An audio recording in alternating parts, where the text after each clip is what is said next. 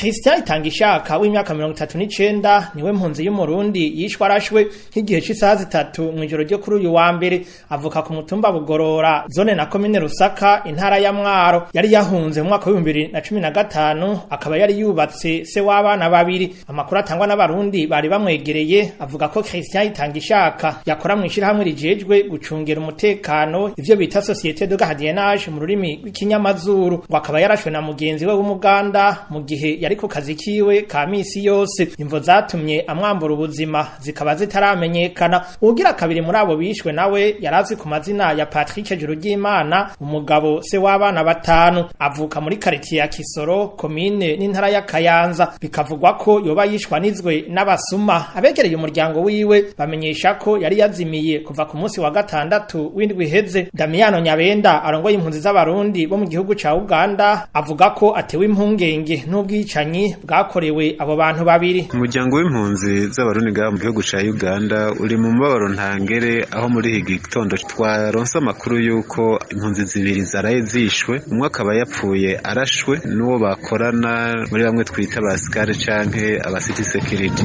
Uyo akaba yarase mu gisagara ca Kampala muri quartier bita Gisenyi. Umurambo wiwe ukaba wamaze gutwagwa mu bitaro bikuru vya Kampala aho bita Murago. Uwamurashe nawe akaba yamaze gushika mu maboko y'igipolisi. Ubundi wa kabiri nawe akaba twamutoye ari kiziga muri quartier yitwa Nasana aho ni muri district ya Wakiso. Abo bose tukaba tutaramenya icyatumye bashobora kubica. Muri kino gihe rero Abarundi b'impunzi baba mu gisagara ca Kampala bakaba bari mu bwoba na rirya atari rya mbere habaye ubwicanyi nk'ubwo. Abantu jeje imiryango yabuze n'umuryango w'impunzi wose Korebu ndabasaba kwigumya kandi bongera bicungera kuko ubuzima bw'impunzi ngaha muri Uganda burageramiwe. Sijya mbere mu mwaka wa 2019 hariho uwundi Murundi nyene yarashwe muri ubwo buryo bamusanze ku muhaniwe, arashwe n'umupolisi muri quartier bita Kosovo, nawe nyene arapfa arashikayo gushika mu munsi nta n'amatohoza araba. Bikaba biduteye amakenga. Emmanuel Nyabenda aserukira impunzi z'Abarundi baba muri Uganda yabandanije ashikiriza ko mu gipolisi ca Uganda bemeye kubandanya amatohoza kugira ngo uwagandaguye Christian Itangishaka ashobore gushigwa imbere y'ubutungane.